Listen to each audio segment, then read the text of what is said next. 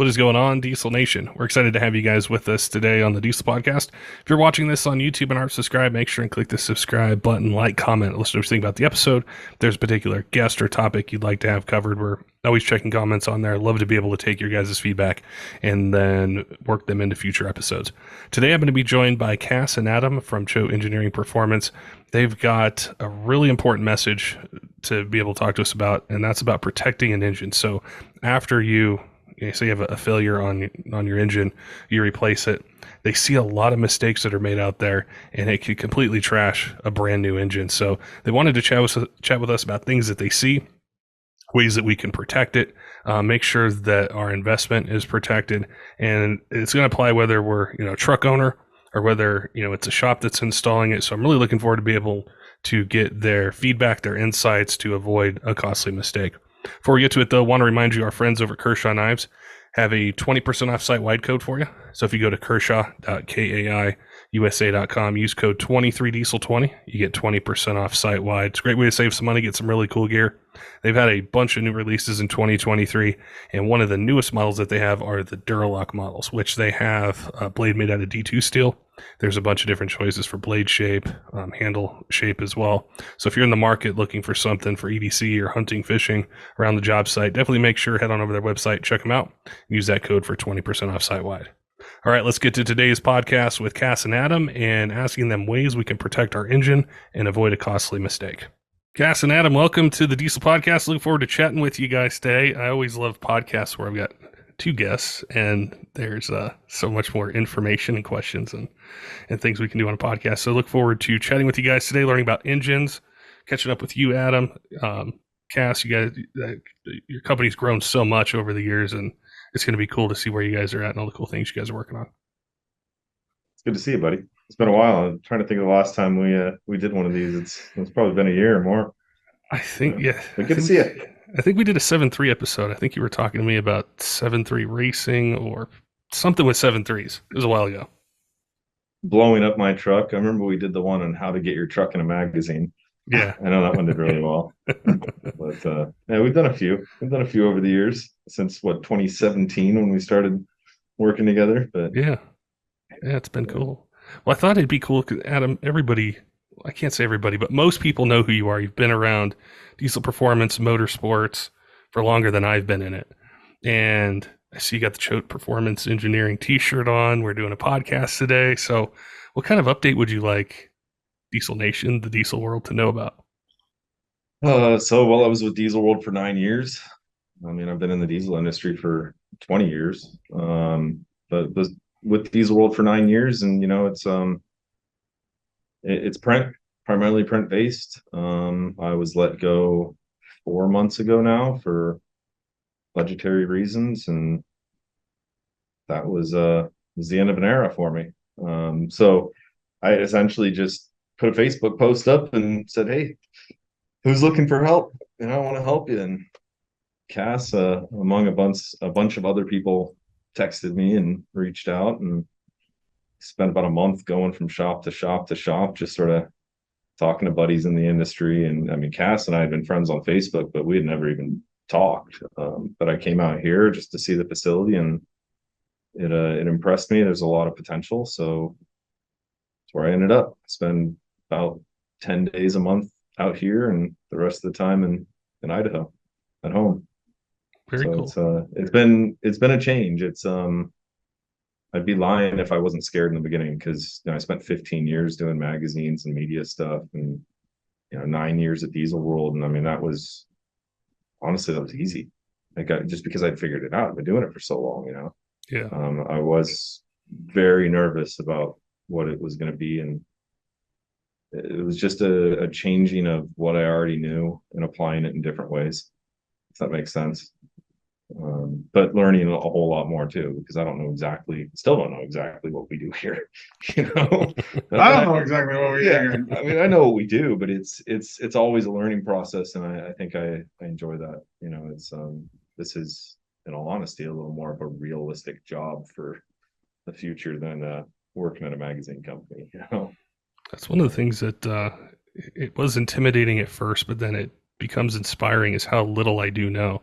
And that's what's so cool about episodes like this. Like, you've been around one side of it for a really long time, Adam, and then Cass, you're building engines for all diesel applications, and there's so much information. We've gone into oil weights before, and heads and camshafts and issues with factory blocks, and you had a really great idea. And I know you guys said a lot of people ask you this question on a daily basis or run into issues, and then I get them as well from time to time, or I see a comment on YouTube or Instagram or something like that, and it's somebody who has an engine failure, and then they rebuild it, and then they have either the same engine failure or something catastrophic kind of happens right after they do it. And you guys are on the front line. So, Cass, I wanted to ask you about what you guys see as a manufacturer, a builder. Is that something that's really common? What are some maybe even common problems people run into based on the engine, or just things you guys wish people knew about so that they could avoid that situation? Yeah, that's definitely a big problem. They say that the definition of insanity is doing the same thing over and over again and expecting different results. But that happens a lot, and it happens a lot in our industry. And you wouldn't think it would, but it's more problematic. And I was looking at him just a minute ago because it just dawned on me a story to tell you on something. And I certainly am not going to tell you the name of the company, but it's interesting enough to know that this company is heavily involved with the research for Ford Motor Company. Okay, so it's a decent sized company, but we're just going to leave it at that. I know where you're going. So interestingly enough, they bought 4 engines from us, and they bought 4 engines and they put them on the dyno. And they're running 6.7 liter Powerstroke engines on the dyno, and they'll run them on the dyno for different amounts of time. And they always know pretty much what's going to fail, when it's going to fail, because they run them under extremely high duress situations. And they'll take them all the way down to a 0 weight oil. Okay. And they'll run them all the way down to an oil that obviously is not designed to support the loads that are being applied to the crankshaft. And anyways, so they bought 4 engines, and I get a phone call one day, and our quality control process has certainly evolved through the years, and there's reasons for that. Not just to make sure that we can supply the customer, ultimately to be able to supply the customer with the very best product that we can build, but also for my sanity. I'm very much I like to sleep good at night, and I like to know the product we build is complete. You sleep at night? Yeah, sometimes, every once in a while. So they called up and they said, "Hey man, I want to let you know we bought 4 of your engines. They were all 4 short blocks, and the first 2 were great. The third one, of course, they run them until they kill them. That's the whole idea. I mean, they are to destroy these engines, and that they don't pull the thing off the dyno. I mean, they're running these things for hours and hours and hours on the dyno in extremely harsh environments, intentionally destroying it in a manner in which that they need to know right at the threshold when it's going to give way." So anyways, so they had destroyed some engines. They put the third one, they put the third one on, and the guy goes, "Man, I want to let you know that you've got a problem. We've got high amounts of blow-by with your engine." And I said, "Really? You bought a short block, you've got high amounts of blow-by with the engine?" "Oh, yeah, we got high amounts of blow-by, and we know why, too." It's like, okay, great. Now, this may not mean anything to the average mechanic, but for a machinist listening, he's going to laugh his head off at this. But he said, "You've got 27 thousandths piston to wall clearance on this piston." Now, to put it in perspective, generally it's 1 thou per 1 inch of bore. So if you've got something that's just, say it's 4-inch bore, this would be a 3-inch 896 bore, but whatever. So around 3.5 thou to 4 thou, how much? But he's saying we got 27 thousandths. And I said, that's incredible. Tell me more. And then I said, let me do some checking. So I pulled the report on the thing, and I go, okay, I've got 1, 2, 3. I've got 9 different measurements on every single cylinder. So I've got 72 measurements here. And I can tell you what the surface finish of the cylinder wall is. I can tell you what the RVK, the RPK, the RK is. I can tell you everything you want to know about it. And every one of these things here shows that the biggest measurement that we've got on it, and there's only 0.2 difference, is about 3 6/8, 3 7/10. And I said, "I've got 2 questions for you. One, this is the first time you've called. Do not, we don't want you disassembling our engine. It would void the warranty if you disassemble the engine before we have a discussion and we approve you to disassemble this thing. Why would you do that? Secondly, if you didn't do that, how did you get a measurement on the piston? Keep in mind, this is a high profile customer on this. And I said, surely you're not taking a measurement from the top of the piston, right? Because you do realize it's a taper. He goes, hang on just a second. I'll be right back.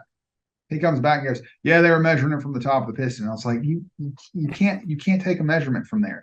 The piston expands in the skirt. It's a barrel. It's not shaped that way. And so after about 15 minutes of talking to the guy, he goes, okay, fine. I said, you check this, you check this, you check this, you checked your valve stem seals, they're good. Oh yeah, new heads.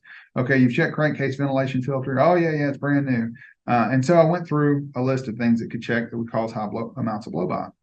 And then after about 15 minutes of talking to him, I said, have you looked at the cylinder walls? They all look good. And he goes, all of them look great except the number 8. I go, wait a minute, hang on, back up. What's going on with the number 8? Well, it looks like the top of the piston is just well, it looks like it's pitted.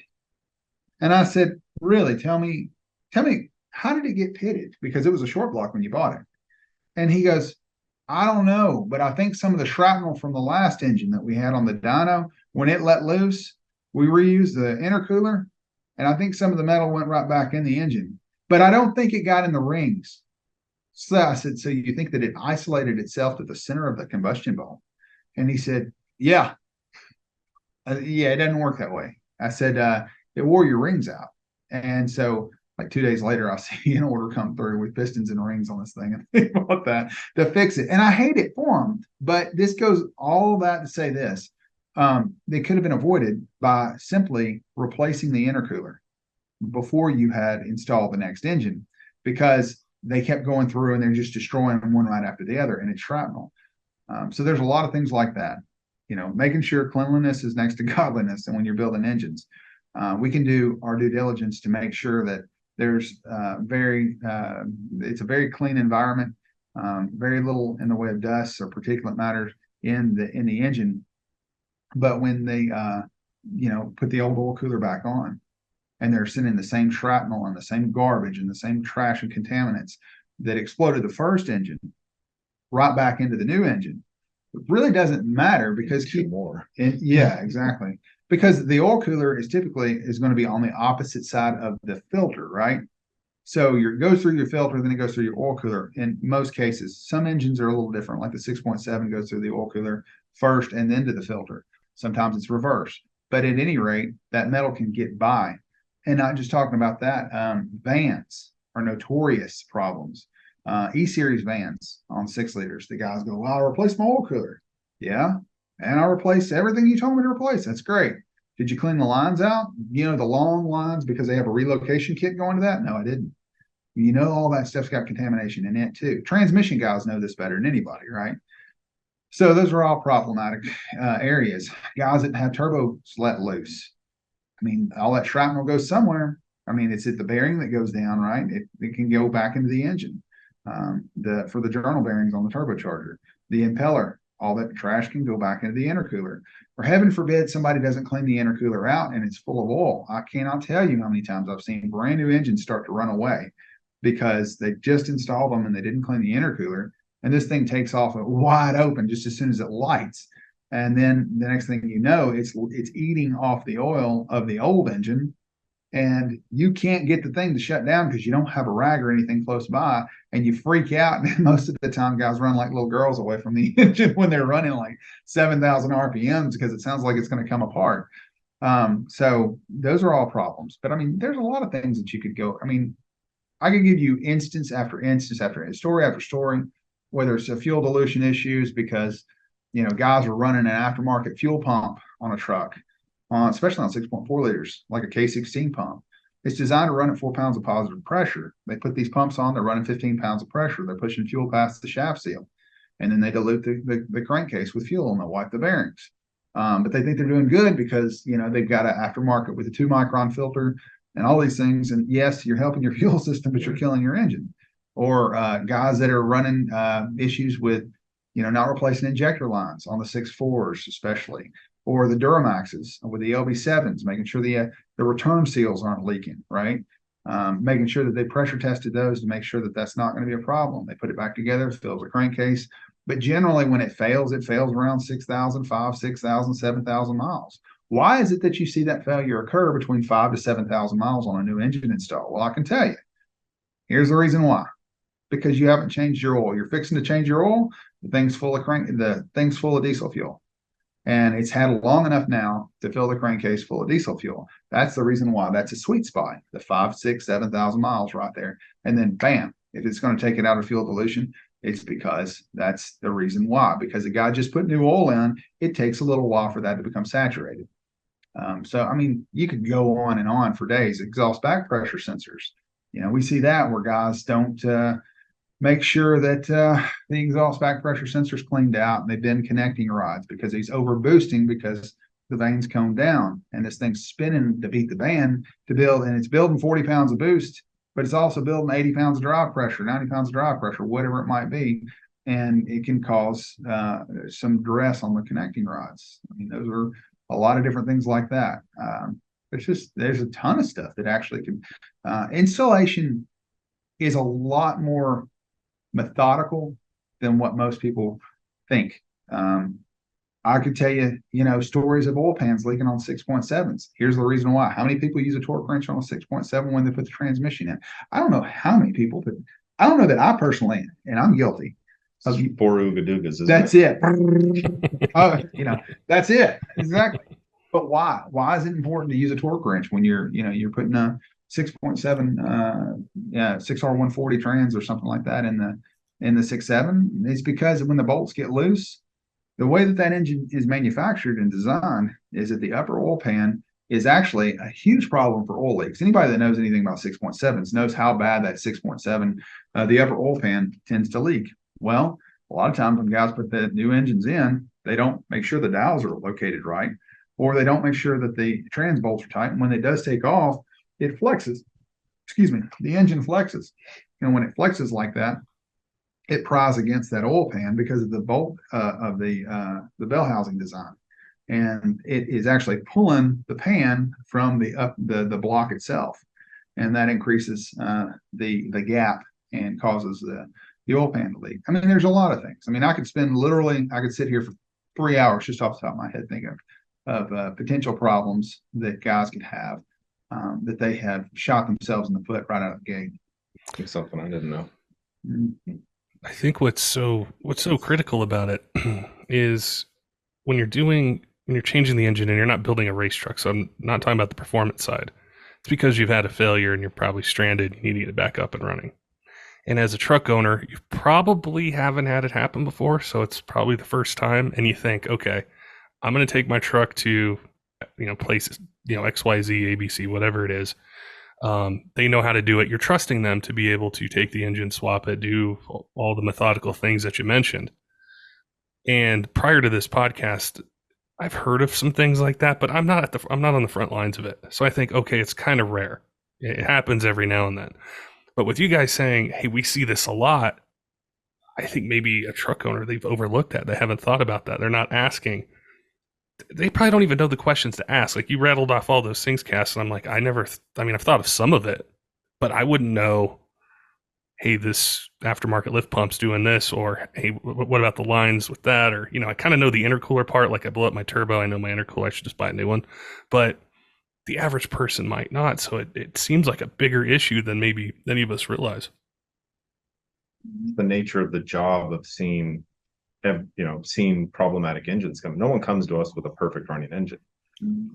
So it's interesting, the nature of the job there, the things you see. But well, if I was building one engine in my garage a month, right, and I had a failure, the chances of me really indulging myself into locking the door and finding out why this thing failed probably would not be very high, because it's not that applicable. I mean, don't get me wrong, nobody wants to have an engine failure.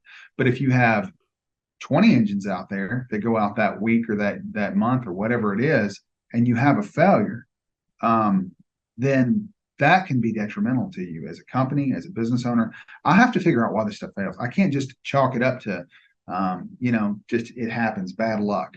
There's no such thing as bad. I mean, Some folks would say, but there's a reason why stuff fails. Okay. It truly does. I mean, and guys don't diagnose most of the time. I had a guy, and they're great customers. Listen, I mean, if they're listening, and I would never mention the names because I feel like dragnet. The names are protected to protect the innocent.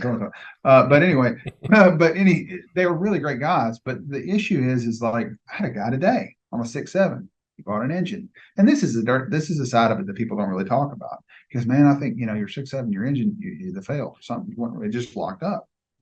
Okay. And we started talking a little bit about it. And he goes, I'm gonna pull it out and I'm gonna send it to you. Okay. They get the engine out on the shop floor. They get it out of the truck. Last thing he does, pulls the CP4 pump off of it. The engine automatically spins over. The pump had grenaded and locked the truck up. Nothing's wrong with the engine. He called. I heard him on the phone with the warranty department when I walked past. I want to let you know there's nothing wrong with the engine. The pump grenaded. Man, wouldn't that have been nice to find right before you pulled the engine out? That would have been nice. But there's so much in the way of diagnostics. When a person has a problem, I had one today on a 7.3. I deal with it every day.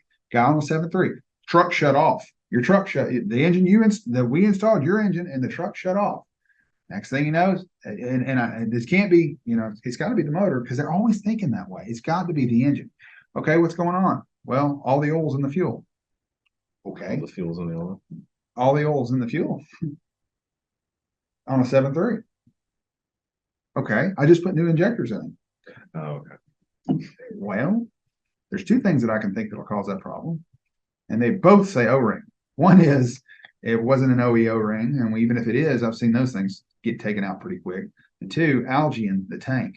You let the truck sit up for how long before you put the engine in? If you're like me, you're not going, my truck failed. Let me whip out my wallet, get one coming right now. No, that's not going to happen. Most of the time, you're probably going to spend at least 3 weeks trying to convince your wife, and then you're going to find 3 weeks trying to convince your banker, right? So, I mean, that's just the way it is. So you go, all right, the truck sits. Well, you know how long it takes? About 30 days for algae to develop in the fuel system. Okay. That stuff is very corrosive to O-rings. It will eat them up.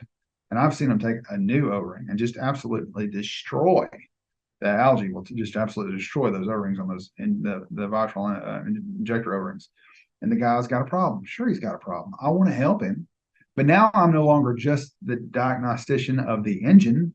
I have to know the whole system, because you can't diagnose something if it's a system when you think of it as an isolated event.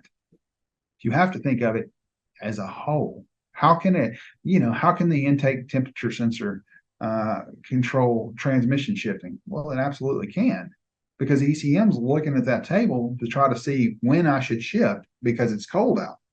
Now, what does that got to do with a guy at Coleman Taylor, or transmission shop or whatever? Well, I mean, there's a lot more involved into what we're doing. This stuff's complicated. There's reasons why there's not mechanics on every corner that are really good. It's hard stuff. You guys are doing some hard stuff out here, and you've got to know it, or you're not going to be able to diagnose it. I'm gonna shut up. You're scaring me because I've had my 7.3 sitting in the shop for the last year and a half. Drain the tank. It's a little Nobody late for wants that, to do isn't that. it? Fired up. Oh man, it hit first lick. That's great. Well, I was going to ask you if there were, things common with different engines, but I'm realizing it depends on what the failure is or why. Was it a turbo? Was it fuel system? Was it? I don't think, at least for hearing what you said, there's a couple things we say. Hey, if it's a Duramax, it might be this, or Cummins or Powerstroke. I think it just depends on what the failure is. Yeah, that's true. I mean, I could rattle them off for you. I could go down right on top of my head and tell you the most common failures of every single engine. And it really is good, because I mean, you do it every day. It's not like the guys goes, man, he's just really smart. No, you just do it every day. If you don't know it by now, you're an idiot. I mean, you better learn it, because it's going to eat you up if you don't learn it. But certain engines are more problematic in certain areas, for sure. Definitely, like we said, fuel contamination is not isolated to a Duramax or a 6.4 liter. I've seen Cummins that take out engines because the injectors leak. So there's ways to check that, and there's things to test, but nobody really does. That's the thing. I used to say quality control ends at the dock door for us, and it's true, because as a business owner, or excuse me, looking at it in the perspective of a customer. I'm thinking, what can I do? Because we both, the customer and myself, enter into a marriage every time somebody buys an engine. And I want it to be a happy marriage. I don't want one of us trying to get out of this thing and that we wind up in a situation we don't want to be in. And in order to make that happen with a happy relationship, I've got to figure out ways to keep the quality control all the way till the guy turns his key to the run position and starts his truck. And so that's it's led me down some paths to do things that, normally most guys as engine builders don't really care about. But if you're going to service the customer in the way that they ought to be serviced, and, you really have to go down some avenues pretty deep and spend some time down there to be able to fix some of these problems. Thinking of three things, and hopefully we can kind of go through them in stages. So I think of UCAS and you building them. I think of the installer, the diesel shop, and I think of the truck owner. So at the manufacturing level, like you'd mentioned with the place that had 4 of your engines, and they were saying, "Hey, this is a measurement we got," and you're like, "Well, let me look. I've got all these measurements here." What are some things that you guys go through prior to it hitting the dock where you verified this engine's built as the best that we can build it to whatever type of build that it might be? All right, I'll tell you this. I do something that nobody else does. And you go, well, maybe there is somebody else out there doing it, but I've never heard anybody. I was sitting in on was the Engine Performance Expo, and I got to sit in with, if you're into the racing scene, especially the Ford FE motors, some of the big mountain stuff, the John Kazi, who is a well-renowned engine builder. Everybody knows John Kazi. I've got utmost respect for the guy. And I got to sit in with my good buddy Keith Thornton, who built for Dale Earnhardt and Dale Earnhardt Jr. and all those guys. And we were all talking about this on one of the Engine Performance Expo videos that they're doing. And they asked me to sit in and say, as an engine builder, what are some of the things that you can do to make sure that you're doing it right, and this, that, and the other, or whatever. And one of the things I said is that we use photos a lot in what we do. And here's the reason why. What has made my tenure as far as what I do pretty unique is that not am I only just an engine builder, but there's a lot of times me and Adam are working together, and I'll say, this is the reason why they did this. And it's because my machining background of the parts manufacturing, not necessarily the remanufacturing side, because I never would have thought about it.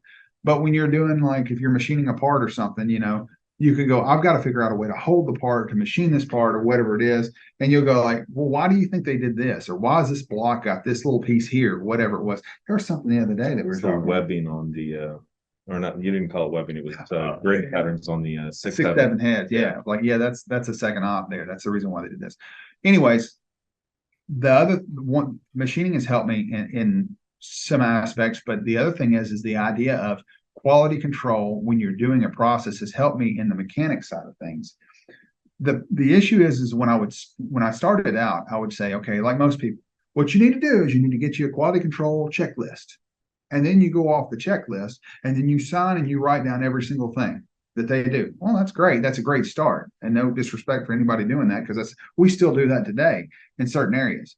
But one thing I did learn is even good guys watching them, you know what they do? They don't check it off as they go. They do 10 steps, and then they come back and they pencil whip it. They start signing their name to those 10 steps, and a lot of times they'll forget. Now, here's the thing. You can lie about that. And when I say lie, I'm not trying to be facetious. I'm not trying to be malicious in the way that I'm saying that. When I say you're lying on something, it means that you said you did it. And anytime you put your name on that piece of paper, you're saying you did it, but you did not do it. Now, I don't care how honest person you are, that's still dishonest. It wasn't an intentional mistake. It wasn't dishonest in the fact like you did it purposefully. But at any rate, it did not get done. The only thing that I know how to keep that from happening is force them in whatever. There's certain things that I do, they have to take pictures. There's 375 pictures of every single engine that we build. I had a guy the other day, which is insane, I know. And I had somebody come in the other day, and they came from a much larger engine manufacturing company. They wanted to see what we were doing. And I said, look, please understand something. I know you're the production manager. And you're probably looking at me like, this guy's an absolute moron. He could speed the process up by doing it this way, and this way. And I said, you know what? You're 100% right. Do not follow me for advice on business production and money. I'm not the guy to do that. You're not going to find any nuggets there. I like to sleep at night. I like to know the job's done right. I had a phone call the other day. Guy installed a full running engine of ours. Super nice guy, super good customer. But he waited like 3 months after he got the engine. He said, and he was an honest guy, which very helpful. It's always nice when that takes place. But the turbocharger he installed, brand new turbocharger from a well-known manufacturer. He's a good manufacturer. Nothing wrong with that. Lets it sit for 20 minutes while it's idling, goes to pull it out. The turbo's grenaded. It's bad. He looks at it, notices the line's bent, pushed down on it. It was starving it for oil. Okay. He calls me and he's like, man, I noticed when I got this engine that the box was bent. And I said, okay, let me look through so I could pull back all the pictures that we took. And I sent him pictures. The line wasn't bent when the box was put on. The box wasn't bent. It was in shipping that it happened. And he goes, yeah, you're right. And then that's when he told me, he goes, yeah, you're right. The box was bent. Here's what we did. We reached out because he was honest. He was easy to work with. Pulled some strings, got him, new parts, didn't cost him anything, sent him those, and he installed them. But I was able to show where it happened. Because in today's time, it really doesn't matter whether you're right or wrong. All it matters is if you can prove it. I don't care that you're right, because your word on the internet and my word on the internet they're equal. It doesn't matter. You have to be able to back yourself up. And this is for shop owners. This is for engine builders. This is for everything you do. When I go at it, I look at it as though, yes, I know I did it right, but now I've got to prove it. And I got to prove it 6 months later after I did it. Oh, you didn't tighten that bolt up. Well, you know what? Here, let me download it from a cloud. Here's a picture of my builder torquing the bolt of the rod to 55 foot-pounds. Here it is. Which one you want? Because I can do it. And I can send them those pictures. It's not very productive as far as I could build it way faster without doing that. But when the guy calls me up and says, hey, this didn't get done, or this isn't gonna, I can look at it and I can see. I wouldn't suggest, Ford Motor Company go into this kind of extreme for quality control, but for us, it works, and it works well. And it's always nice to be able to go, I got a perfect shot of that. I can die, it's just really helpful.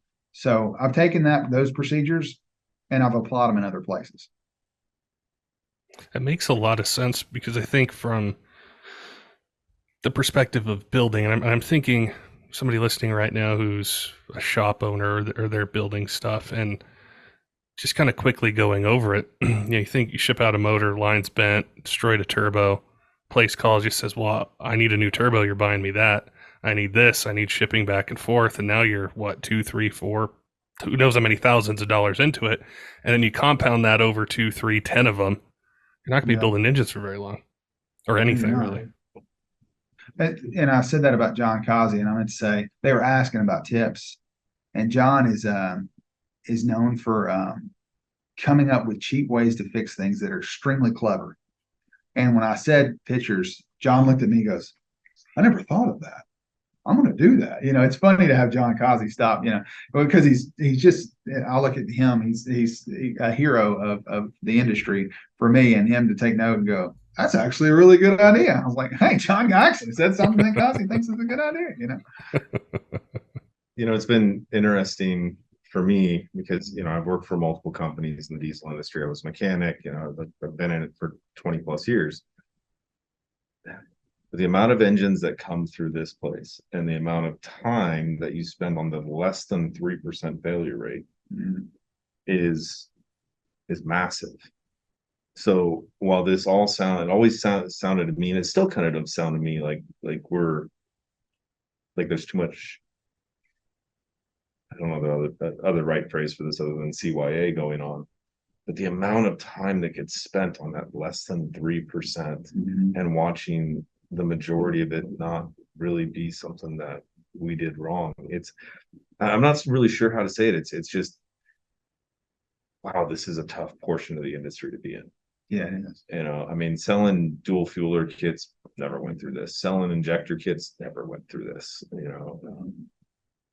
I don't know. It's The engine building game is so hard. It's so much harder. And he's right. I mean, most of the time, okay, let's say you had an injector fail. Okay. I mean, don't get me wrong. Bad things can happen, but look, box them up, send them back. I'll send you another one. Right. Okay, great. Try that with an engine, right? Even torque converters. Pull the trans out, pull the converter. That stinks. Nobody wants to do that. But imagine, okay, I can do that and I can still recover the fluid and still not be out any money other than my time. Can't do that with an engine because you break the lines loose on stuff. Doesn't matter. You got to buy, like for instance, we were talking about the 6.4 liter because that's the engine that sticks out in my mind is just the thorn of all the Ford industry and everything. But each time you break those lines loose, it's 30, $40 a pop times 8. That's $320. You can't replace them. No, it's one-time use. But there's tons of stuff like that. Can't reuse them. Yeah, you can replace them there. You can't reuse them. Yeah. Right. But yeah, I mean, it's very costly to do this job. And then, let's say you have a failure, then that stuff, the oil cooler has to be replaced. That's a couple $100 there anyways. There's a lot of stuff like that. But Well, no one wants to spend an extra few $1,000s after they've spent $10,000+, $30,000, depending on what they're doing on a brand new engine. Yeah. So I get it. Yeah, engine building game is by far the hardest of all of them. And I'm not saying that because we're in it. I'm just saying, here's the issue. If your injector goes down and you're an injector manufacturer, then the chances are that you're not going to wind up getting the phone call that I get. If you install new injectors, when you put that engine in, let's say they bought the engine from me and they bought the injectors from XYZ. When the engine starts misfiring, the customer thinks worst case scenario, I will get the phone call. The other guy doing the injector, he will not get the phone call. I know that because I answer the phones. I do warranty. So again, it's tough and anything you bolt on, you're bolting it onto my engine. Right. You bought, Joe Blow's, I'll tell you one right now I can think of, O'Reilly's. This happened in Connecticut. Guy installs an engine 60 miles later. And people are going to say, well, he should have known better than to buy one from O'Reilly's. I'm going to let you in a little secret. It doesn't just happen to O'Reilly's. Okay. It happens to a lot of different ones. But brand new turbo turns loose, dumps oil all over the intake. Guess what? Connecting rods, they can't compress that. What do you think happens? 8-mint rods. Phone call, ring, ding, ding. I was driving down the road and test driving at night. First off, worst thing in the world. I have a rule. When you install something, I don't care how excited you are, you never, and I learned this the hard way, you never test drive at night. And there's one reason why, because you can't see what's coming out the tailpipe. Because if it turns white, you can't get that engine shut off fast enough. Sucker will run away. I did a repair on a guy's fuel sending unit. And he had a Ford reman in on a blasted 6.4. I had to say that again. Sucker ran away, and all I was doing was fixing the wiring on a fuel sending unit. This has been years ago. This is Mr. 6.4. Oh my gosh, could not get that thing to shut down fast enough. Didn't help with the pistons in the engine. But you just don't do it. But anyway, sorry. I'll shut up now. I said that before. I don't know what to say, so you better keep talking. Well, thinking about the second part of the equation, which is going to the dealers or the install shop or the place is doing the work, what can you guys do to either educate, try to help protect the build, the investment? They're right in between you guys and the end user, the truck owner. What can you guys do there? We have a whole list of things that I say we require for our warranty, but I know we don't stick totally to requiring it, but we prefer everyone follows this list, this checklist. So what we've developed is a preferred dealers list. So this should do two things. One is it should excite the customer knowing that they're getting their engine installed at a grade A, top notch, top tier level shop. And the problem with it is that, if I just said, go to, and this happens all the time, go down the road to, John Doe's diesel service. He does great work. Well, here's what happens. John Doe does great work, but John Doe gets really, really busy and he's only one man. So eventually what's going to happen, and I can tell you how it happens all the time. I see it all the time. I went through it, everybody else. If you're out there and you're listening and you're a diesel shop owner, here's what's going on with happening. I started out in my garage. I started doing good. Man, my trucks, I mean, I had trucks covered up. I'm working to beat the band 7 days a week, 25 hours a day. I mean, I'm never getting done. What do? I got to hire some help. Okay, great. You're over there and you're just happy as a lark now because you've got this guy down the street and he's working and wrenching with you. And you're over there and you're just busting and thinking, man, we're doing good now. I'm getting twice the amount of work done. And in your mind, because you are not a quality control type person, and not that you're not that type person, but you don't have that type of experience. You have experience as a mechanic working on your stuff and your customer stuff and doing the job right because you care. But it does not enter your mind to make sure that the other guy, you think he's over there and he's doing just as good a job as you're doing and he knows everything that you do. And you're oblivious to the fact that that's not true until it winds up coming back on a rollback and the customer's yelling at you and you go, what happened? Well, then what happens is the guy either does one or two things. He either learns from that mistake, he'll wind up sometimes firing the guy, which is not really the right move sometimes, or he'll go, I'm done. I'm just going, he says, I'm going back to working by myself, or I'll find another person. And then he continues to repeat this process over and over again. And then you go, okay, I hired another guy, but you can't find good help anymore. Well, the truth is these guys really, some of them don't, some of them do. But if they did know everything you knew, why are they working for you? Why won't they just go open another shop, right? So what you've got to figure out is how to make a quality control process. You're never going to get away from that company if you don't figure out how to make the process. And we've talked about this probably before because I feel like a broken record, but Ray Kroc, who owned the McDonald's, and who bought that, when you buy a franchise, you buy a process. You don't buy the hamburgers because McDonald's makes the very best hamburger in the United States. No, you buy it because they know exactly how much ketchup goes on that bun. They know exactly how long to cook those fries to make sure they turn out golden brown. So all of those things are the reason why you're buying the franchise, because the process is done. So what I've done is I've backed up and I go, you know what? I want a preferred dealers list. And here's what I want out of that dealer. There's certain things that we know that if you'll do it this way, here's what made this happen. When I can install our engines here, my failure rate goes to zero. I'm not exaggerating. That's the truth. It goes to zero. You don't have failures. We have nixed it. I mean, it goes to nothing. But if I send it out the door, I can't say that. Another company that's a big engine manufacturer looks at the zip code and they price you differently based off your zip code. You want that engine, it's going to cost you $1 because you're in this zip code. You want that engine, it's going to cost you $2 because you live in that zip code. You know why? Because your warranty claims in this zip code are actually higher than this zip code. They do that. Yeah, they do that. 100%. Wow. I mean, I've ran the gamut on this thing, trying to figure out which, there's a lot more to this thing than what people realize. So why is that? Because I'll have certain shops install 20 engines, never a problem. You'll have the one shop install the first engine they get, bam, right out of the box. He's got a problem. Like, what happened? Yeah. So how in the world are we going to do this? Because my processes have not changed. And we're still making sure that these things are going and we're doing it right. So what we do is we prefer to work with our preferred dealer. And so that the customer knows. And it's not that we're just trying to find the absolute best mechanics. Henry Ford didn't do that when he set up his assembly line. He knew, and he said, if you ever read Henry Ford, My Life and Work, he'll tell you, we could not find enough skilled labor.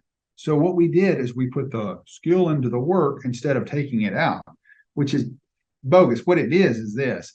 He figured out a way to make it harder. It was harder for them to do it wrong than it was for them to do it right. That's it. Now, the skill came in from the guy that was able to figure out how to make it harder to do it wrong than the way it was to do it right. There's where your skill came in. But it's more political and it's more palatable to say, we just put the skill in the work, and the guy over there that's running the whole, the punch, oh man, he's skilled labor. No, he's not. You put a jig there and the guy can't screw it up, right? Okay. Well, that makes sense. How do you do that with mechanic work? Because mechanic work you're not going to have AI, you're not going to have FANUC, and you're not going to have ABB come in and you're going to have these robots that are now taking this engine apart. It's never going to work that way because there's too many variables. I mean, goodness knows. Some of these guys got more lights on their truck than Santa Claus on a Christmas tree or something. But we're doing this through recommended procedures. I'm getting there. Oh, okay, sorry. I'm sorry. I took a long way around the barn.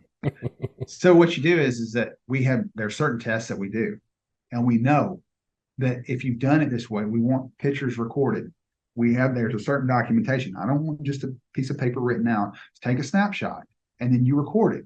What that does is that encourages the customer to want to do business with you, because now you're not just buying a Choate engine that's a great product. You're also buying a process that we've developed.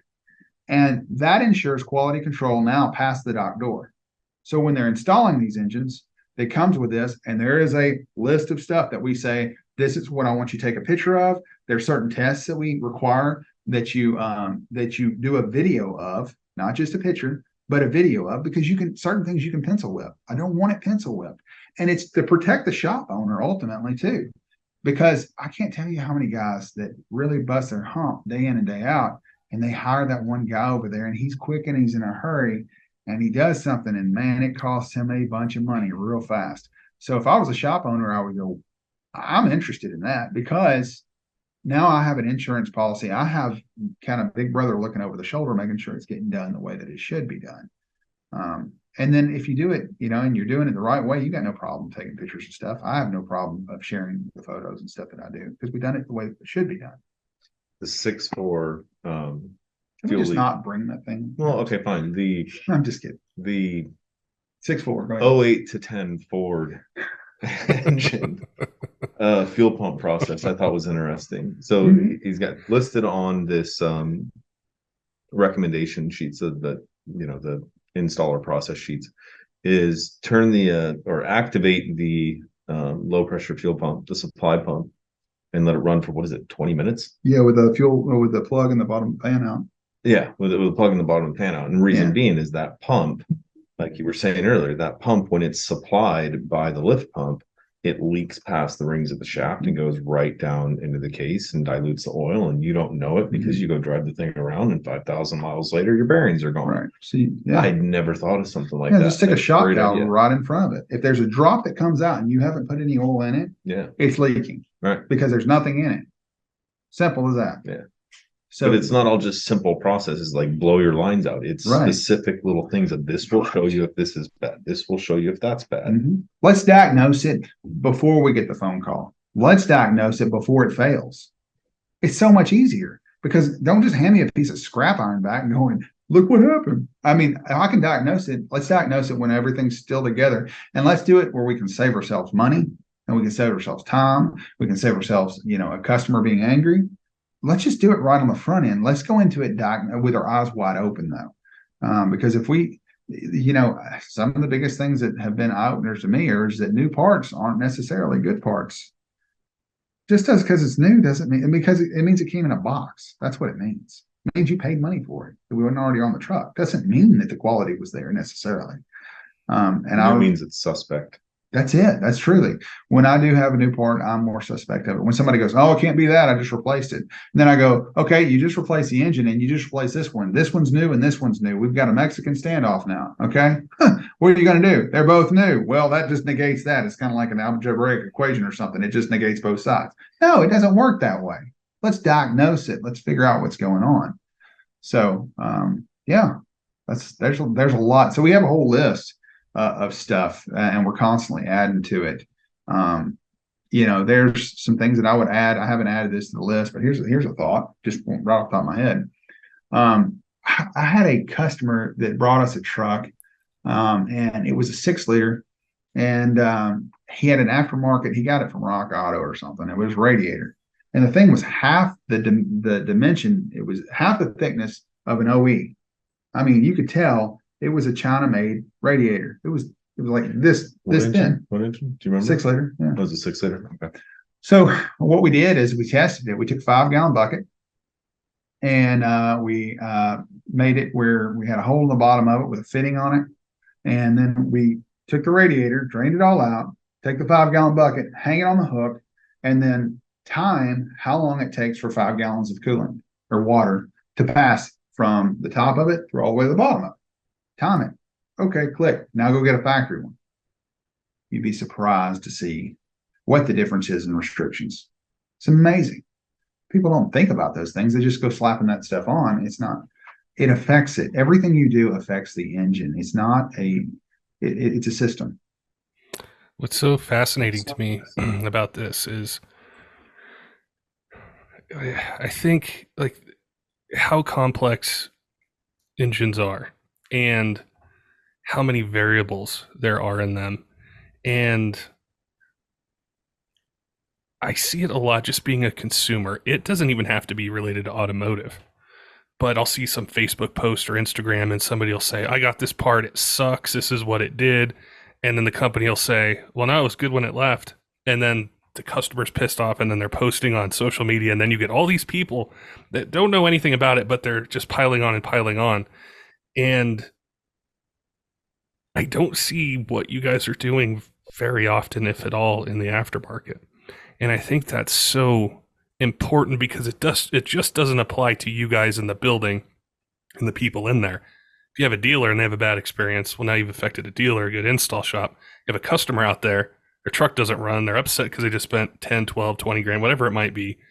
And it's this big loop that goes around. And it's a systematic approach to say, how does the quality extend past the door, which I think is massive because I see dealers who are going to look at you guys and say, I want to work with them. I want to work with them because they have the data, they have the information when they built it. They've told me what process I need to use here to install it, which means the guy standing at my counter is not going to come in one day all upset, angry, everything else. And then ultimately that truck owner is going to say, I got this engine, the install was smooth, this thing is awesome, I didn't have any problems, which is, you never want to see them again. Like if they come back to you, it's because they want to do something else, not because they want to get something replaced. So it's so important to do that. And I think whether it's a shop owner, a truck owner listening, another company that builds something else that pertains to a vehicle, what you're talking about is so important and part of the evolution of automotive, which we've talked about before in the past. Cass, I think I was saying, hey, I've just wanted for years to see automotive get to how some of these other industries are, where it's so streamlined and it's so seamless. So what you guys are doing is really, really important. I'm not sure the right word to use, but it's important for people to hear it, especially if they're doing things that you guys do or in automotive, or a truck owner thinking, okay, I've got 50 places I can buy from. Do they have a process? Where do I go? Are they qualified? Is it a qualified dealer? Like, what are the because sometimes there are no qualifications. So I think that's important. It's a business of passion too. Like if you look at some of the other large, it's a business of passion, but it's also a very, very hard way to do business from what I've seen from the outside looking in, even though I'm inside, but all my experience before is from the outside looking in. A lot of the really big outfits kind of slap things together. I mean, that's probably saying it too horribly for them, but a lot of the really big outfits, and these aren't the outfits that are, you know, specific to our diesel performance. Diesel performance is its own thing. I'm talking just crate motors, just, you know, normal guy that doesn't, you know, doesn't care about compound turbos and stuff like that wants to throw a new engine at it. You look at a lot of these bigger outfits that do that, they're cutting so many corners because they have to deal with what we're dealing with as well. But they're cutting so many corners that they have to cut those corners to keep their margins high. So now how do we create something better and have to try and do this customer service and help these guys through doing it the right way because we are building something better? Your margins go away. It's just such an incredibly, like, I mean, I'm sorry, I'm probably making you feel horrible about your life choices here. Yeah, right. But it's such an incredibly hard thing to do. But stay on for 2 weeks. Yeah, but it's such an incredibly hard thing to do because I don't know how to explain it any other way. It's so tough. All these other operations are just they have to cut those corners to survive, and we're not willing to do that. And it takes so much more work and so much more money to do so much more work that I guess it's a constant struggle. Absolutely. You know, I mean, like I said before, the engine game, everything is affected by the engine. And I get called in, I would say 80, maybe 80% of the diagnostics that I do.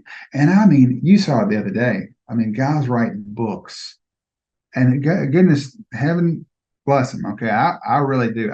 Some of it, it's, just give me the facts. I don't need to know what you ate for breakfast. I don't need to know why you named your dog the names you named it. Oh, I know Okay. the one you mean. But Okay. I just give me, I want to help you. Just give me the facts and we can move on from there. Because at some point I'd like to go to bed tonight, right? And I'm reading this thing. He's thinking, referencing a note this guy's oh typing my his God. stuff And was. no, it was a novel. Okay. Oh, But the thing is that I'm already in it this far. I almost feel like that Johnny Cash movie where she goes, I don't know if you saw that part. And she says, you go down there and help Johnny, and he's trying to get the tractor out of the mud. And she goes, I don't want to get in. She goes, you're already in it. I don't know if you saw that part or not. That's the way I feel about it. I'm already in it, right? So I've got to help the guy diagnose his truck because I sold him the engine. I'm already in it. I've got to help this guy, even though he's going to misfire, and it's probably not related to the engine. But if I'm already this far in it, then and I'm going to be called out on the carpet for this thing, fine, I'll take responsibility.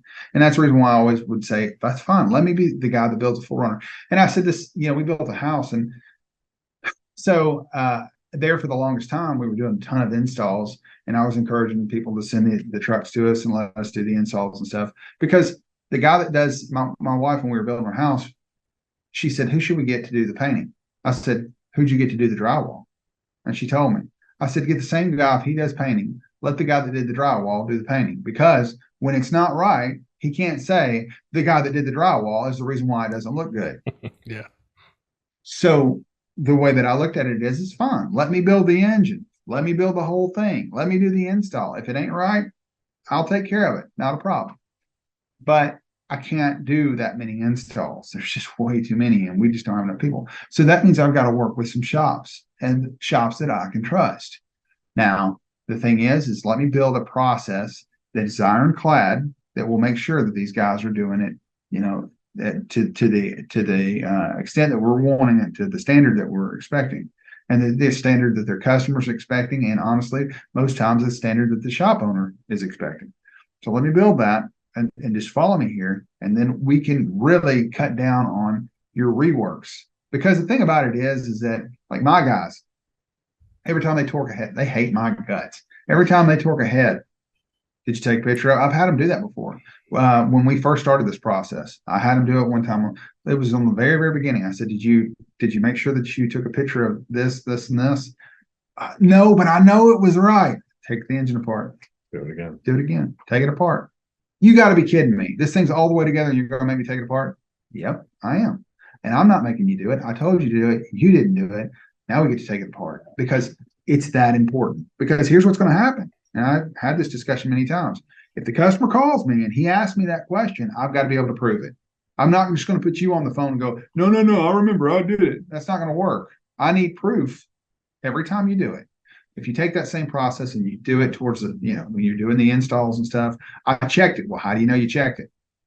Because I got a picture of it. Okay, good enough. Got it. All right, go on to the next thing. Because how many people go to sleep at night going, did I tighten that bolt? Wait a minute, let me check. Yep, I tightened it. We're good. Kind of like, in video production and in magazine, well, mainly video production, they're saying 10 minutes of prep saves an hour on the back end.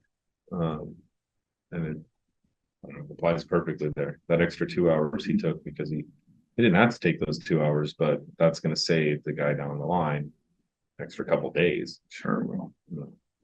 Sure will. One of the things, and it's going to destroy our reputation. It didn't do. Right. So one of the things this reminded me of, and it was way back, I'd say maybe 2008 or 9 when the 68 RFEs came out. And you'd read some post on some forum or Facebook or whatever it might be, and they'd say, I got this transmission, it made it around the block, and it failed. This company sucks, they can't build it. And somebody'd say, well, where'd you get it installed? Oh, this guy's been building 48 REs and 47s, and he did 727s his whole life, and he put the right amount of fluid in, all this stuff, torqued everything down. Well, do you do a relearn? What's a relearn? And It's like there was no process in place for that. He didn't know or whatever it might have been. But that created just such a nightmare for the customer, the company. There's this post out there, there's word of mouth. And so when I think of what's more complex than a transmission, I think engines, because like you said, Cass, everything's bolted to it and it's like the heart of everything and the mind too. And I know some people out there will relate to that, kind of analogy, but it totally clicked for me. Okay, well, some of these places have processes. You need to relearn it. You need to write down the CVI values. You need to verify what type of fluid it is, how much is in there. Well, look at all you have going on with an engine. So I think it's a tremendous benefit, not just to you guys as customers, but your dealers, but also in general for, gosh, it doesn't even apply to, it could apply way past automotive, construction, repair. Exactly. Anything else is, That's where I got it. Yeah. I didn't get it from this sector. I got it from watching other people in different, how Henry Ford came along and got his idea of the work moving and people standing still. Yeah. I got his idea from the car moving and people standing still. Mm-mm. Butchers. When you go to a butcher, the meat moves and the people are cutting off the different types of meat. Mm-hmm. And the people don't move, but the cow moves faster, right? I say all that to say that the idea is this. The application is everything. You can take it from anywhere. Just because the wheel works on the wagon doesn't mean that it won't work in another application. And that's where that's where inventors have their best ideas. It's what was it, the sticky pad for the longest time? I don't know if you watched that, where the sticky note, how it came about. They were going to scrap it. They were trying to come up with a way to solve some problem, and obviously it did not have anything to do. They couldn't figure out this adhesive, what it was going to be used for, because it wasn't strong enough. And then somebody put a note on the door of the sticky pad, the 3M, the pads that they make now. Well, that's how that came about. It was an accident. So it's the application, but it's perfect for that, right? So it's everything that has to do with in the right application. And I've said it before, if you kind of like if you judged an elephant, how well he could fly or how well he could swim, he'd be a failure. It's the application. It's really good in this situation. It may not be their best though in the production environment as far as trying to get stuff out the door. It's certainly not. It's not going to help you there. But then again, if you have to figure in your reworks and your comebacks, you may be money ahead. For me, I just never was part of the equation. And that's the reason why I'd rather do that. And a lot of people get really interested in the way we diagnose things too, kind of breaking off of that. And that's one of the reasons why we started doing something too, because people get really involved in the forensics, if you will, of the way that we diagnose stuff. So we started this thing called Diesel Masters. And we break down basically how we came to this conclusion. One of the pilot episode aired, and it's a YouTube show. Yeah. It's a YouTube show on our channel, and it basically how we found that this lifter failed and this and happened. And so we fill it with all sorts of other stupid antics and fun stuff too. Blowing up stuff. Yeah. Flamethrowers. Blew an engine up the other day with tannerite. I know you're a Pew guy, so yeah. So making flamethrowers, stuff you see on Instagram with pressure washers, but using diesel fuel to do it works really, really well, by the way. Yeah, but we're teaching people how diesel fuel burns better when it's atomized. That's right, because it's all about the fan tip, right? But actually, I was really surprised that red nozzle, the one that's a 0%, like the shoot straight, it works really good. It shoots a long ways. I mean, felt like I was in Vietnam or something. But that's going to be the one that bores a hole in your piston. That's true. That the cone one did a lot better, and that'll probably swirl back. And see, that was the reason why I lit the tree on fire. Oh, is that why? That's why. Okay. It's for education, kids. Yeah. Don't try this at home. So we told the fire marshal when he showed up too. He actually did show up. He goes, "What are y'all doing?" I said, what does it look like we're doing? We're like stepping on her with a pressure washer. I told him it was weed abatement. He looked at me like, okay. But you got fire extinguishers, fine, whatever. Yeah. I was like, you want to pull the trigger? He goes, as long as y'all got something to put it out with. We are responsible individuals. Well, so we sidetracked here, but the show is always has a learning aspect, always has a teaching aspect. We try and do it in a fun way. When we packed an engine full of tannerite, well, we didn't, because I was afraid of catching a chunk of engine, because I've caught those chunks of engine before on dyno competitions. I was afraid. I know he hates me for not letting him pack the thing with tannerite. And it would have been 10 pounds, not 8. Yeah, it would have been 10 pounds. I know. I'm sorry. I've been around too many dynos where engines have lost their heads. It's true. But no, the reason that we decided to do that was because a engine came into the shop, or a truck came into the shop full of bullet holes. Yeah. And when we tore it apart, we found out that it had absolutely nothing to do with the bullet holes that were in the engine. It ended up having a split piston from something else, but we're just sitting there like, And I really wanted to see what it would look like if you, killed an engine with a pew. Oh, yeah, You know, sorry. yeah, I don't know. Well, I don't know YouTube's laws yet. I feel like you can't say, but you can say pew. Yeah, yeah. I think it goes something like that. That's no. How do people find that? How do they find you guys on YouTube? So it's Choate Engineering Performance on YouTube. Well, it's Choate Performance on YouTube is the app. And then it's just latest videos. You'll see Diesel Masters on there. There's also a playlist called Diesel Masters. Is it the Diesel Master? Sorry, it is the Diesel The Masters. Diesel Yeah, but we have the Diesel Masters on Facebook. We have the Diesel Masters on YouTube. We have thedieselmasters.com. So if they want to see the latest episode and they can't find it on YouTube for some reason, thedieselmasters.com, and it'll link back to it. But it's this guy's invested a lot into it. We're using a really high end videographer and editor. It's really shot amazingly well. It's edited amazingly well. We're still working on the story. We got a little bit of learning to do. The first one was definitely, we all had our ideas, and what came out in the end was a conglomerate of everyone's ideas. But this last one we did, which should be out, I don't want to say a few weeks. I think he's probably got 3 or 4 weeks of editing to go. But it's we're all really giddy to see this one, because we did a lot of fun things with it. It was an interesting one, but that's been a lot of fun. Very cool. Well, it was awesome to chat with you guys today. I didn't expect to learn as much as I did, but I think that process and the way you guys explained it it's so unique, but also so needed at the same time. And I loved being able to connect the dots between the relationship between dealer, customer, manufacturer, process. And ultimately, nobody wants a failure after they just had one. So what can we do to avoid it and help? So there's a lot of knowledge there. Now, if somebody's got questions for you guys, maybe it's a shop out there that hasn't worked with you guys and they want to get set up, or somebody needs a 6.4 or 6.7 Cummins or Powerstroke or Duramax, how do they reach out to you, or what is the best way to get in contact with you? So email is diesel at choate, CHOATE performance.com. Phone number is 901-553-9847. Or you can go to our website, choateperformance.com, or any of our social. I check that thing every single morning before I get up and grab the kid. So you can send us a message on social and get a hold of us there, or find me or find him. Cast Choate, Adam Blattenberg. I don't care if you message me directly. I got a public page. Kind of had to after 10 years running the diesel world, It was awesome. All sorts of ways to do it.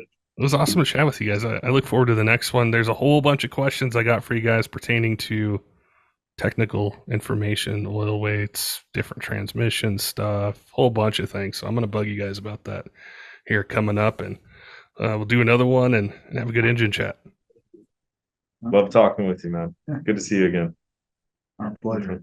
Thank you for having us on. Don't forget, diesel fans, make sure and head on over to kershaw.kaiusa.com. Use code 23diesel20 for 20% off site-wide. It's a great way to save some money, get some really cool gear. So if you're in the market for a knife or hunting, fishing, EDC, around the job site, around the house, they've definitely got you covered. They've had a bunch of releases in 2023, and one of the latest are the Duralock models, which have a blade made out of D2 steel, a bunch of different choices for blade shape and also handle shape as well. So definitely make sure and head on over, check them out if you're in the market, use that discount code, save some money, get some cool gear. Also like to give a shout out to some of our Patreon supporters, Tyler Loewen of 23 Diesel, J. Cole John, all of our other Patreon supporters, all of you who subscribe on YouTube, podcast apps, follow us on social media. We appreciate all your support here in year 7 of the Diesel Podcast and look forward to bringing you more of the content that you guys want to hear in 2023. Until next time, keep the shiny side up.